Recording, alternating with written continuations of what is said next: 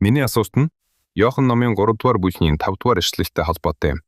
Тэнд Есүс үннээр би чамд хэлье. Хин ус болон сүнснээс эсвэрн тэр Бурхны хаанчлалд орж үлж чадна гэжээ. Миний танд тавих асуулт нь итгэлээ хичээ. Сүмд төрөж, сүмд үсэн хүмүүжсэн. Бурхнаас сүнслэг бэлэг авяасыг арч, тогтмол сүмд явж Бурханд үйлчилдэг. Дэлхийн завхан амьдралаар амьдарч үзээгүй хүүхдүүд ба залуусын хувьд ус болон сүнснээс төрөх энэ төрөлт нь хэрхэн илэрдэг вэ?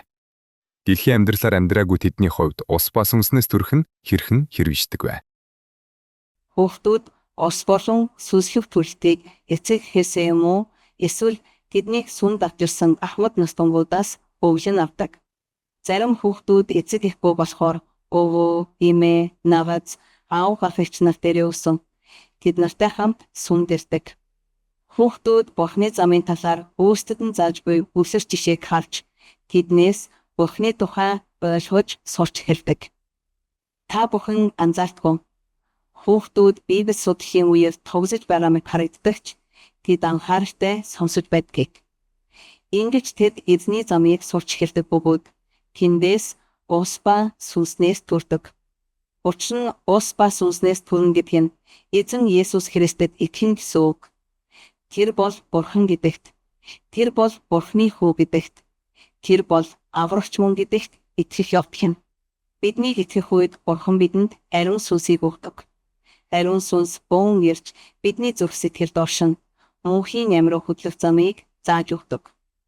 Тэр биднийг хамгаалж, удирдан чиглүүлж, бүхнийг заан сургадаг.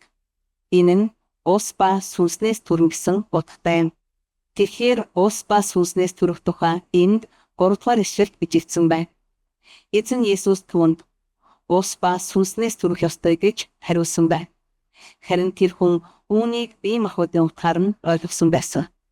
Харин эзэн үгүй. Энэ нь бие махбодын тухай биш. Энэ бол сүнслэг зүйл гэж айлцсан юм. Энд 13 дугаар ишлэлд Тэнгэрээс доош бууж ирсэн хүний хүүгээс өөр Тэнгэрт дээш гарсан хүн нэгч үгүй гэжээ. Мосед сулд могоог өргөсөн шиг хүний хүүж бас өргөвдөх учиртай.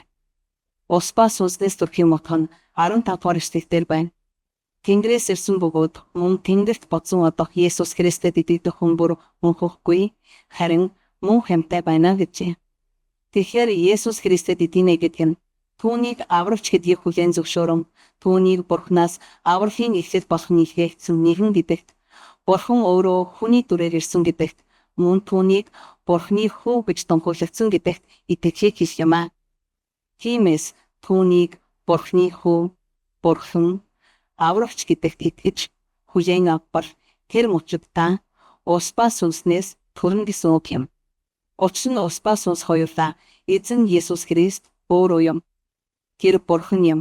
Харин ус нь Есүс Христийн тунхагласан цэвэр сайн мэдээний үг сургаал юм. Тиймээс эзэн Самарын эмэгтэйд би бол мөнхийн амьд ориглох булгийн усны эх. Надаас уусан нэг нь мөнхийн амийг авна гэж айлцсан байдаг. Харж байна уу? Ус бол түүний тунхагласан сургаал.